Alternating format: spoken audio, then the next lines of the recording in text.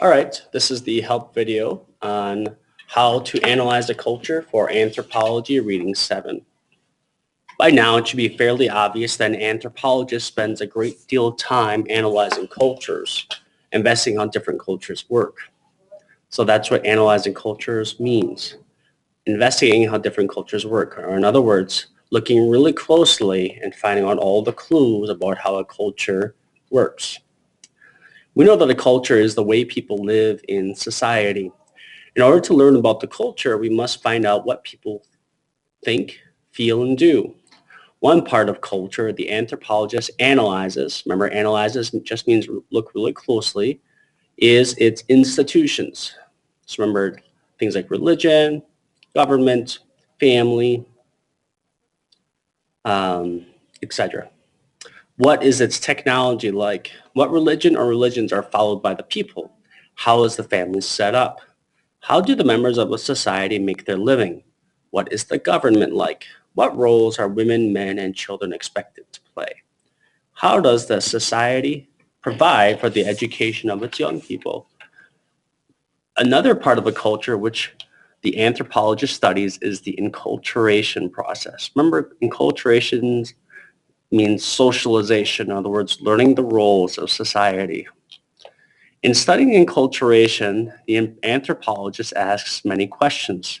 How are individuals in the culture brought into the society? What norms do they learn? What sanctions, rewards, and punishments are imposed upon the individuals? What values does the society hold? The anthropologist takes a close look at the social stratification system. Who is on top? Who is on the bottom? What determines the position or status you hold in the society? What roles are played by what people? Communication is another part of any culture. How do people send their thoughts and feelings from one person to another?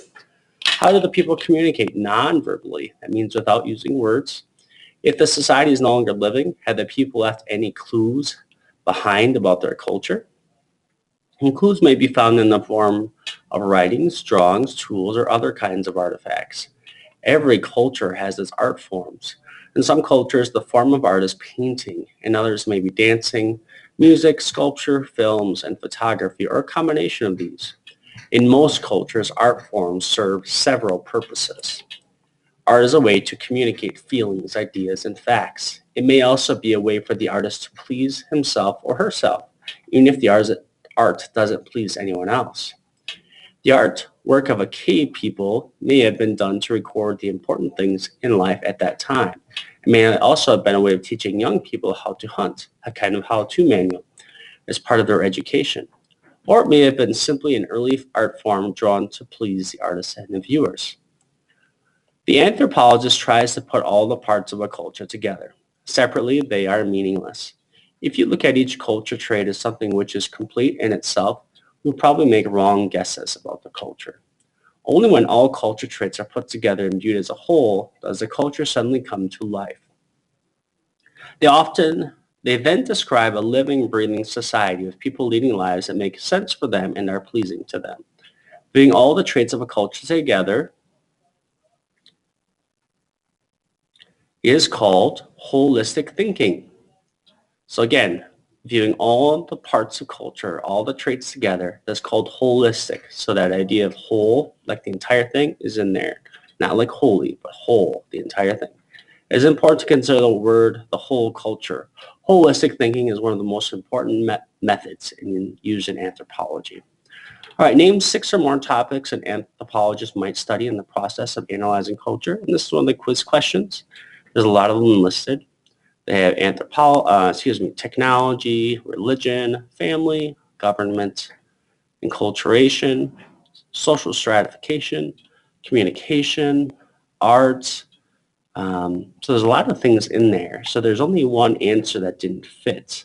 So you should look at which one. So if I said all of them, then it might be the one that, I'll leave it up to you. Determining relevance. What is viewing all the traits of a culture together called? Again, that's called holistic thinking. Look at the entire thing. Why is this an important aspect of anthropological research? So you can't just look at one part, like language in the written form, without understanding more about it. You wouldn't be able to understand just the language by itself. All right. Analyzing two cultures. This is part of the reading too. After studying reading 7, how to analyze a culture, you probably have a good idea of how an anthropologist puts it all together and comes up with lifelike description of a culture. In this experiment, you'll have the chance to do just that, to examine photographs of artifacts and other pieces of evidence in order to try to understand the culture. Examine the evidence presented on pages 248 to 253 for two cultures. On a sheet of paper, write a description of each culture based upon your interpretation of the culture. Later, you'll be comparing your interpretations and reasoning with those of other students in your class. India today. You are making hypotheses about this culture using the photographs as evidence. A hypothesis means one is an unproved theory based on a limited amount of evidence. Additional evidence might cause you to change some of your hypotheses. Okay, so again, a hypothesis is basically you have a theory, you have something that you think is true, you just haven't quite proved it yet. So you have some evidence, but you think it's true, but you're not quite sure. So as you do your research, you decide, is this true or not? And you might end up changing it. That's what scientists do. All right, that's one of the quiz questions as well. Okay, here in some photographs, this number is talking about which photograph. So Western Railway Headquarters in Bombay, that's what that looks like, or the train station. Pretty sweet, huh? Number 2, matrimonial column. That means a marriage advertisement. So this is an advertisement for women, wanting to find a husband. So it has pretty good descriptions, right? If you look at postgraduate teacheress, in other words, she's like a professor. And it talks about what caste, or in other words, what class they are. And they're looking, pretty detailed and pretty high expectations. Why? Because they have that caste system. All right, so that's, again, marriage advertisements for women finding a husband. Indian dress, so that's a typical dress. Young Sikh, that's a minority group. City Palace Guard.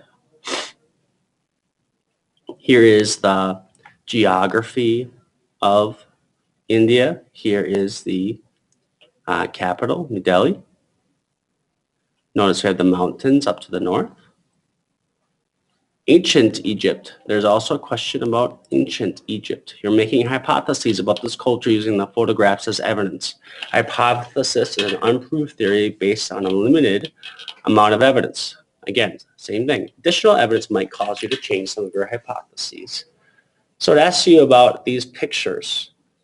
And you'll notice that everything centers around the river, the Nile River. That's one thing that is in common with all of these, all right?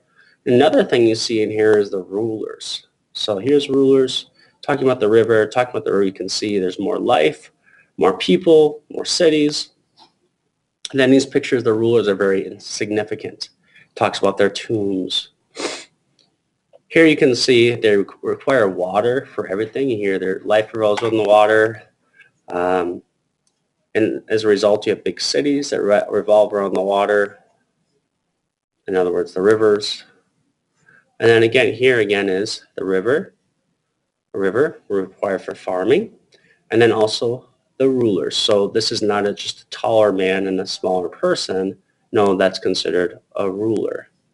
And these, again, these tombs were where rulers or pharaohs were buried. Boats, so it's about the rivers. This is another tomb for another ruler. And a lot of these hieroglyphics detail histories of that pharaoh's reign. Tutankhamun's tomb, 1922. And that should help you with the quiz.